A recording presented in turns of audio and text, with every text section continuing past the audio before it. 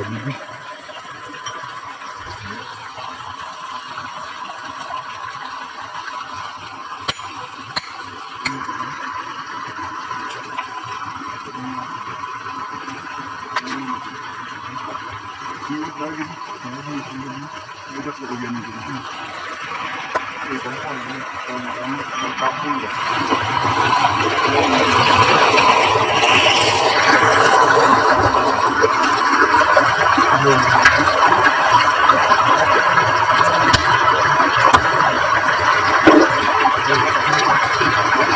Ito yung lahat na kung ano yung idol.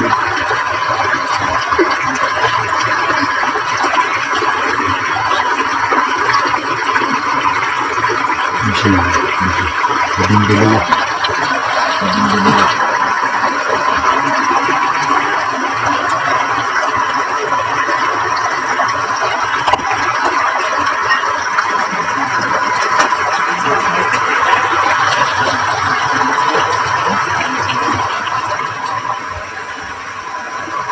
Bago na natin ang mga hate na bago.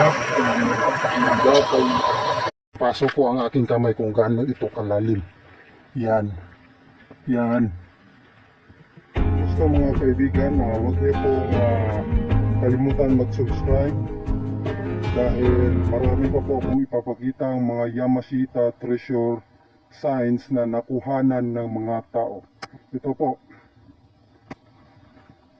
Ang bato pong ito ay may hugis, heart po ito, heart, puso po na matulis. Yan. Yan, may crack dyan. Kaya po nagiging parang heart siya.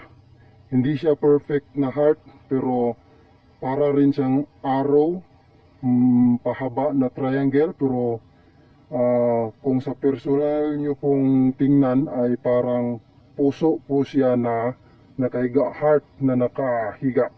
At saka ang main deposit na nakuha nila ay dito po. Dito nila hinukay ng isang bakho. Noon po napakalalim ang butas na pahaba ang ginawa nila dito, at dito daw nakuha ang main deposit. Tingnan natin sa malapit kung ano ang mapatulis na hugis puso na ito. Dito po may butas na maliit, at doon sa itaas may butas din na maliit. Yan. Yan. Yan, hindi po siya ganong kaliit, medyo malaki po siya. Kagaya ng dito.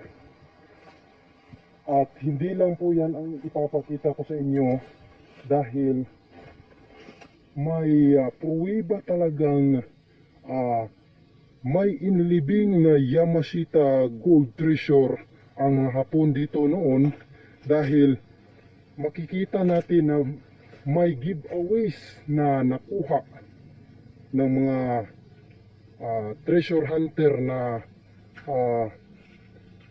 kasabwat ng banana plantation, banana company. Ito po, yan, hugis po yan, triangle, yan. Kung titingnan nyo, hugis triangle yan. Kung dito nyo po titingnan, makikita ninyo na may butas na. Yan. Napaka laki ang entrance, pero mas malaki pa po ang nasa loob. Kaya tingnan natin sa malayo. Yan. Parang parang pyramid po. Triangle na parang pyramid. Yan. Tingnan nyo ang loob. May dala po kong flashlight. Oh, yan. Napaka-laki ng butas sa loob. At may tubig pa ito. Yan. Papasok ko ang aking kamay kung gaano ito kalalim. Yan. Yan. Lagpas siko. Malapit na sa kilikili ang lalim. Yan. At saka napaka luwag ng napakalawak ng ilalim. At makikita nyo po na talagang tinakpan ito ng simento na kulay hugis bato rin, kaya hindi masyadong malaman, pero may laman po ito. Ano sa tingin nyo guys? Tunay ba na or totoo na may giveaways? Masasabi natin giveaways po dahil ang daling kunin po, pero sa ganitong kalaki na giveaways na nakalagay sa loob ng triangle na bato,